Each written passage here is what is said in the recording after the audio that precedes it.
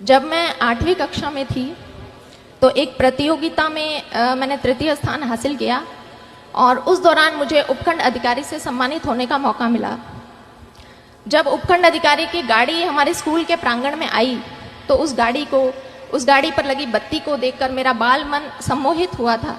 लेकिन जैसा कि बाल मन होता है, कुछ घंटों कुछ दिनों में वो जो मेरी यादें थी वो धूमिल हो गई।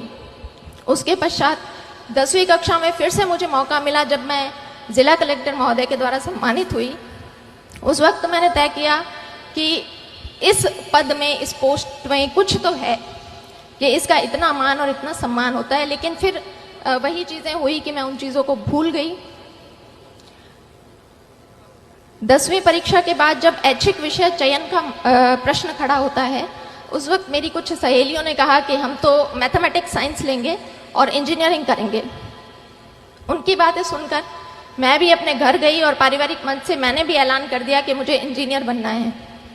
उस वक्त बहुत सारे प्रश्न आए कि लड़की इंजीनियरिंग करके क्या करेगी, लड़की को इंजीनियरिंग करवाने का क्या फ़ायदा है। लेकिन वहाँ मैं धन्यवाद देना चाहूँगी अपने पिता को, जो ढाल बनकर मेरे सामने खड़े रहे और मेरे इस निर्णय का पूरा उन्होंने सम्मान किया और मुझे इंजीनियरिंग की पढ़ाई पूरी करवाई। इंजीनियरिंग की पढ़ाई 4 साल पूरी करने के बाद मैं फिर से एक ऐसे बिंदु पर खड़ी थी जहाँ से बहुत सारे रास्ते निकल रहे थे और उन रास्तों में से मुझे किसी एक रास्ते का चयन करना था। कोई विशेष गाइडेंस, मार्गदर्शन तो मेरे पास नहीं था, लेकिन परिवारजनों से विचार विमर्श किया और तय किया कि बैंक की काफ़ी भर्तियां खुली हुई है और मुझे बैंक का एग्ज़ाम देना चाहिए। इस एग्ज़ाम तैयारी के दौर में कास्ट सर्टिफिकेट के लिए मुझे फिर से उपखंड अधिकारी के कार्यालय में जाने का मौका मिला। उस दिन उनके कार्यालय के बाहर भीड़ को देखकर फिर से एक बार मुझे लगा कि इस पोस्ट के लिए मैं ट्राई कर सकती हूँ। घर आकर मैंने दबी आवाज़ में अपने पिता से पूछा कि उपखंड अधिकारी बनने के लिए मुझे क्या करना होगा। और उस वक्त ये प्रश्न पूछते वक्त मेरे पिता की आंखों में जो चमक थी, वो चमक मेरे लिए मोटिवेशन बनी।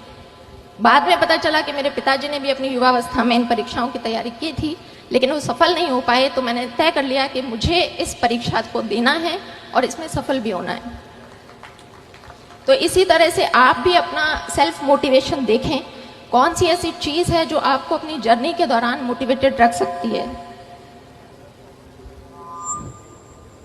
मैंने RS 2013 की परीक्षा दी, उसमें मेरी 77वीं रैंक से चयन हुआ। लेकिन चूंकि RS के पद कम थे, इसलिए मुझे राजस्थान लेखा सेवा अलॉट हुई। मैंने दोबारा प्रयास किया और 2016 में मुझे प्रॉपर RS मिला। तो आज जब ये बच्चे किसी परीक्षा की तैयारी करने के लिए आए हैं, तो एक पैटर्न होता है कि हमारा एक समूह बनता है, हमारा एक ग्रुप बनता है। मैं आप सभी लोगों से अनुरोध करूंगी कि अपने उस ग्रुप का चयन बहुत सोच समझ कर करें। जब मैंने प्रारंभिक परीक्षा अपने घर से तैयारी करके पास की, मेंस के लिए मैं जयपुर गई। वहाँ पर शुरुआती दिनों में कुछ मेरे ऐसे दोस्त थे जिनका हर वक्त यही कहना होता था कि भर्ती तो सिर्फ 700 पदों पर निकली है, हमारा नंबर कहाँ आएगा। हमसे पहले भी बहुत से बच्चे हैं जो तैयारी कर रहे हैं, हमारा नंबर कहाँ आएगा। तो मैं भी उन शुरुआती दिनों में काफ़ी नेगेटिविटी से घिर गई थी। फिर मैंने तय किया कि जब परीक्षा तो देनी ही है, तो क्यों ना अपना समूह बदल लिया जाए। फिर मैंने 2 ऐसी लड़कियों का चुनाव किया जो मेरे ही बैकग्राउंड से थी। हमारा बस एक ही डिस्कशन रहता था कि भर्ती तो सैकड़ों पदों पर निकली है, हमें तो सिर्फ एक पद चाहिए। और आज हम तीनों लड़कियां RS अधिकारी हैं और वो जो ग्रुप जो नेगेटिविटी की बातें करते थे, वो आज भी RS की परीक्षा दे रहे हैं। इसलिए आप पॉजिटिविटी बनाकर रखें।